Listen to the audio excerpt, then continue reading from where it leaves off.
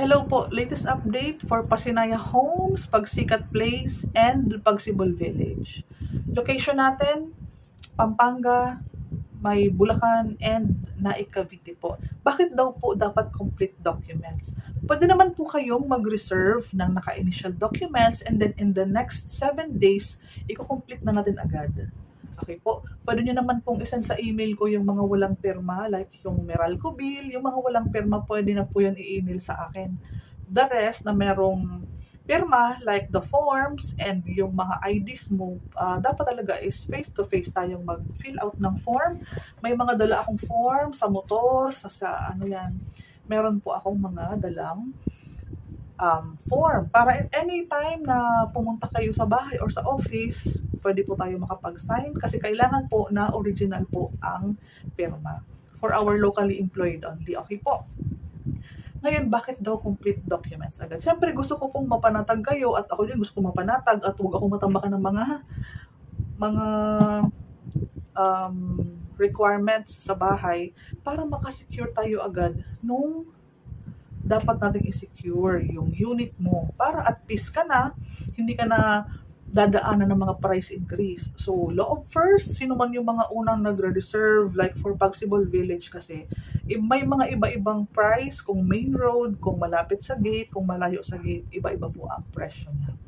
But for Pagsikat Place, for Pasinaya Homes, general po, isa lang po ang presyo po ninyo. 750,000 for Pagsikat Place and Pasinaya pala yun. 750 si Pasinaya, around 1.2 million si Pagsikat Place. Pagsikat Place po is bagong model, bagong presyo, bagong house picture. Wala na pong pagsinag in any places. Okay po? That's for our announcement purposes only. Soon to rise po ng mga project na binabanggit ko. May mga chat po kasi mga buyer na mag-vlog daw po ako, magbigay daw po ako ng update. On my part po, gusto ko lang pong maging safe muna kasi wala pa naman pong license to sell. Pero soon to rise and ongoing po ang land development. So, bala ko pong massively magbigay ng mga update kapag may go signal na talaga ni developer na may license na tayo, out in the open na. So, antabay lang. For the meantime, pwede niyo po akong i-directly PM sa aking Facebook account kung may mga gusto po kayong katanungan about our newest project. Pasinaya Homes po, wala na. So, ang tentative, ngayong buwan ng May po, possible po may ibabang mga bagong update. So, antabay lang po kayo and keep in touch para sa mga ibang mga update. So, kung may buyer kayo for Pagsibol Village, Naik Cavite, Pagsibol Village, and Pampanga, Pagsikat Place is in Bulacan, in Cavite po, and in Pampanga.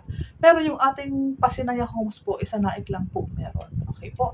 Yan na po ang pinaka-affordable na bahay na townhouse, yung may second floor, si Pasinaya Homes. Yan ang ating 750,000, around 17,500 ang estimated salary, around mga 5,000 po ang ating monthly kay Pasinaya Homes. Around 5,000. Okay po. Kung naghahanap kayo ng mas malaki-laki, si Pagsikat naman. At kung gusto mo ng mas malaki dahil may kailangan kang parking area or access lot, pwede tayo kay Pagsibol Village, Southern Naik. Yang lahat na yan po ay magkakatabing subdivision. So, no hassle sa tripping. Ang office namin po is nasa site na po. Pagsibol Village, Pagsikat Place, at Pasinaya Homes, magkakatabi lang po yan na subdivision. For more details, keep in touch. Madami po akong update. Basta antay-antay lang po na tayo ay magka-license to sell. Sunod-sunod na po ang magiging update ko sa inyo. Maraming salamat!